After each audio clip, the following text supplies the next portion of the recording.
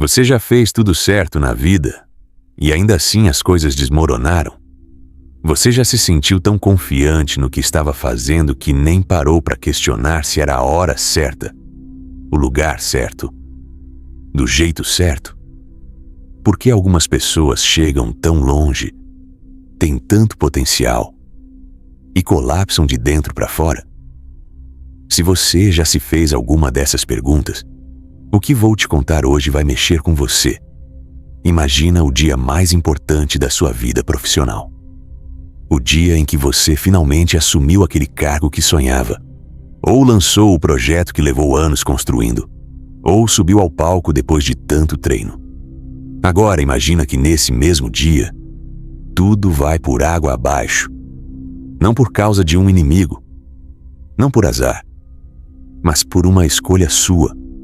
Foi exatamente isso que aconteceu com Nadab e Abiú. Eles eram filhos do sumo sacerdote Arão. Irmãos de uma geração privilegiada, tinham visto milagres com os próprios olhos, as pragas do Egito, a abertura do Mar Vermelho, o maná caindo do céu. Eles estavam no time certo, com as credenciais certas, no momento histórico mais importante que o povo de Israel já viveu. E aí chegou o grande dia, a inauguração do tabernáculo, o momento em que Deus viria a habitar entre o povo. Uma cerimônia que levou meses sendo preparada, com rituais detalhados, regras precisas, cada detalhe com um propósito. O acontecimento. A Bíblia diz em Levítico 10, que Nadab e Abiú pegaram cada um o seu incensário, puseram fogo neles e colocaram incenso sobre o fogo, e ofereceram diante do Senhor um fogo estranho que ele não tinha ordenado. Fogo estranho. Uma expressão curta, mas pesada. Não era fogo proibido no sentido de ser do mal. Era fogo não autorizado. Fogo fora do contexto. Fogo na hora errada, do jeito errado. E o resultado foi imediato. O fogo de Deus saiu e os consumiu. E Arão, o pai, ficou em silêncio. Esse silêncio de Arão é um dos momentos mais perturbadores e ao mesmo tempo mais humanos de toda a Bíblia. Um pai que perdeu 2 filhos num instante e ficou em silêncio. Quantas vezes a gente usa as ferramentas certas no momento errado? Quantas vezes a gente tem o dom, a posição, o conhecimento, mas age por impulso, por emoção, por excesso de confiança, achando que o resultado vai ser bom do mesmo jeito? A gente vive num mundo que glorifica a iniciativa a qualquer custo, que diz, vai lá e faz, que aplaude quem age rápido, quem toma decisões ousadas, quem não espera. Temos livros, podcasts e cursos inteiros ensinando que velocidade é vantagem. E Nadab e Abiú eram exatamente isso, homens de ação.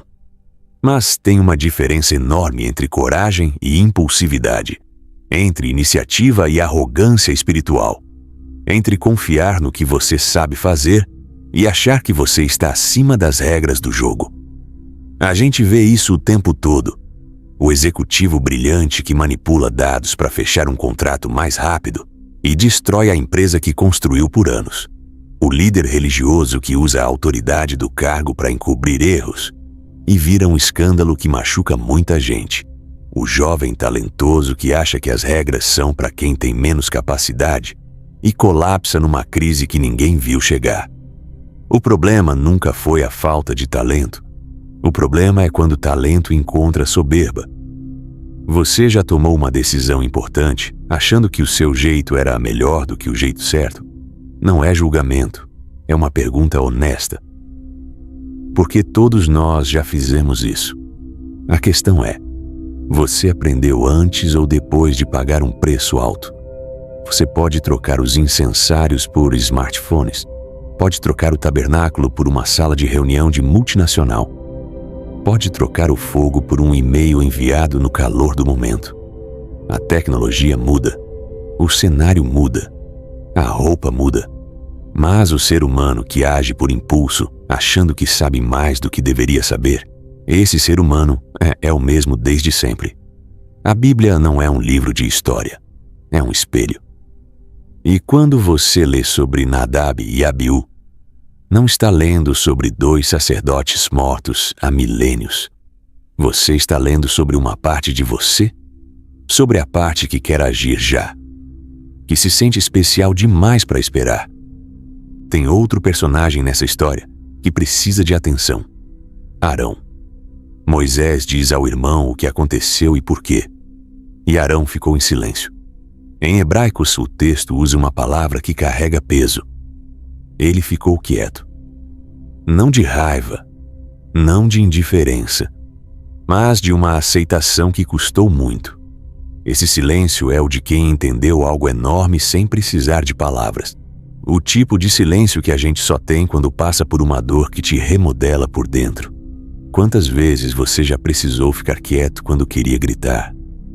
Quando a vida bateu de um jeito injusto, ou pelo menos parecia injusto, e você teve que engolir e seguir?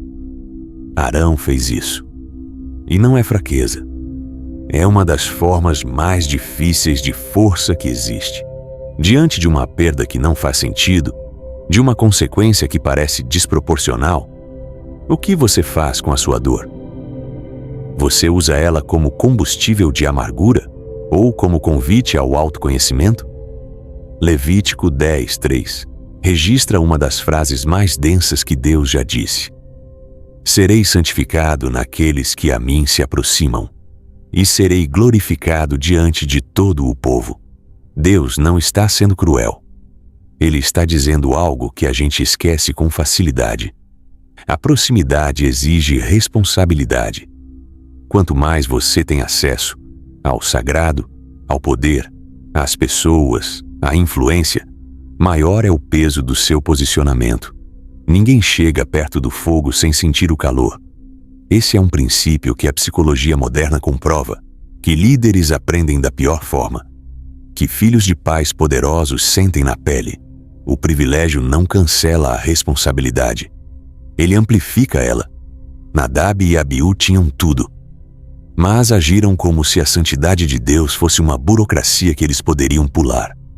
E o mundo é cheio de Nadabs e Abiús modernos, talentosos, posicionados, impacientes, que confundem acesso com licença, que confundem unção com imunidade.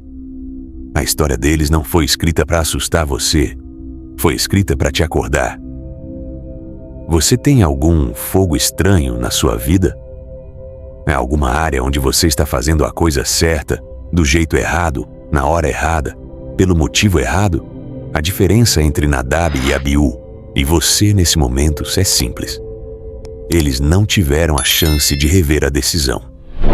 Você ainda tem. Use essa chance.